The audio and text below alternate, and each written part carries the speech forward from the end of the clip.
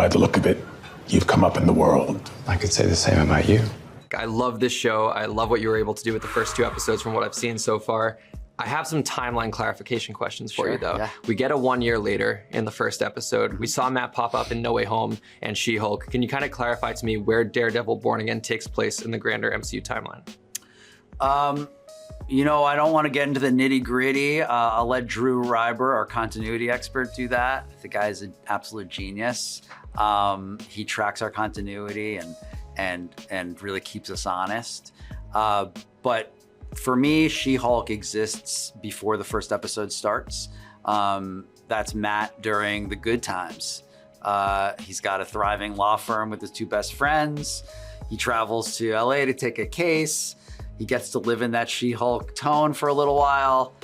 He eventually comes back to New York and tragedy strikes and he is thrown right back into the tone of Daredevil. Absolutely. You're a mastermind when it comes to segueing what we've seen from the past and bringing it into the television realm, specifically talking about the Daredevil series that existed on Netflix beforehand. There's a lot of parallels to what we see happening in the first 2 episodes, a lot of continuity kind of crossing back over. That being said, something that was very interesting about the end of season 3 is we see Bullseye going under a spinal surgery operation. Everyone knows in the comics, Bullseye has a very close relationship with Adamantium. Adamantium is now in the MCU as of a couple weeks ago in Brave New Worlds. Are there plans to kind of integrate that element into the character of Bullseye? You know, we're trying to tell a very grounded New York story. If you know the continuity and you remember the end of season 3, it may explain why certain things happen, but you don't need to know that information coming in. Really what we're looking at is 2 men, Matt Murdock and Wilson Fisk, that are like, you know, they're victims of the fates and the world around them is gonna squeeze and press them until they eventually erupt. But you know, you've seen the first episode, you know what happens to Bullseye, and you know, that probably is why he's able to survive that incident. That's good to know. You said recently too, when it comes to Marvel television as a whole, there's going to be a lot more structure moving forward. You even said that there's an ambition to eventually release some of these projects annually. Considering Daredevil Born Again season 2 production kicks off in just a couple of weeks, I know you guys are already setting up with pre-production in the city here. Is the ambition for a project like Daredevil Born Again to eventually become an annual release? Yeah, that is the plan. Season 2 will come out next year. And then hopefully season 3 and season infinity after that, you know. I think this world is extremely rich and there's many stories to be told on the streets of New York. It's certainly something very fundamental to Marvel, going back to the earliest days of publishing, you know, with Stan and Jack and Steve and the original Marvel bullpen. It is New York for New York. And the fact that we're able to shoot here and tell a story about New York, made by New Yorkers, is just fundamental to the series. Yeah, as someone who just moved here in August, I already feel like my new home is like being represented in the MCU in a way that obviously you guys have played with New York for years and years, but now to get to see it in this lens, and also you compared it to Game of Thrones, so if we get Game of Thrones level Daredevil, we might be here for 8 seasons. I hope so. What Dario's done is he's really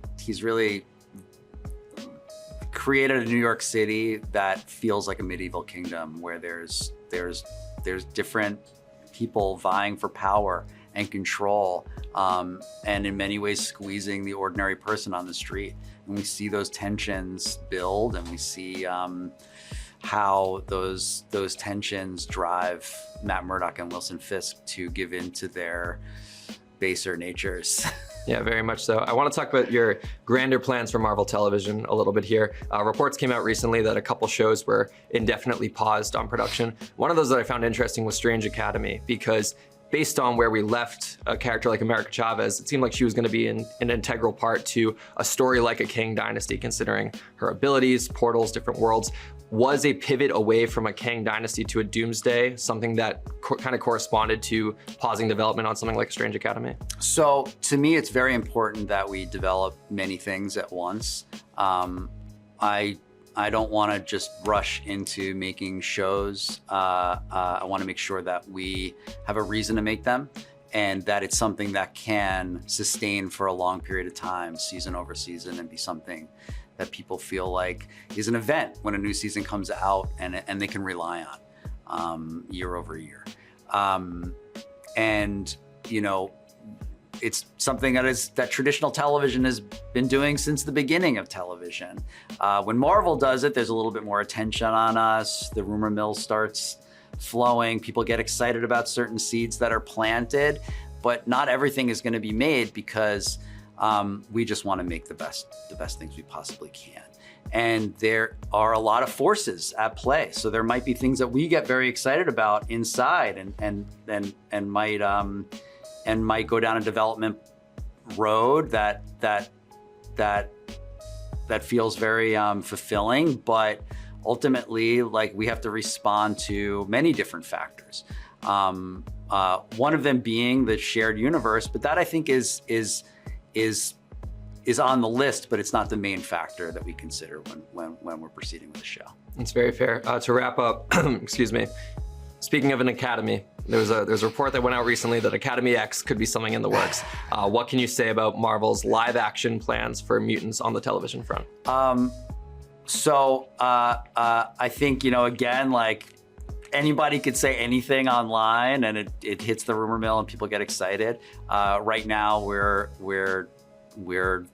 still working on X-Men 97 season 2. It's coming together amazingly. The scripts for season 3 are insane. That is certainly scratching the X-Men itch for me on television. And there's an X-Men feature in development right now. So that is the focus of X-Men currently.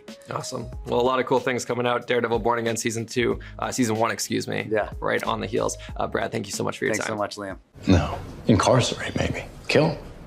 Never. I wonder if your darker half would agree.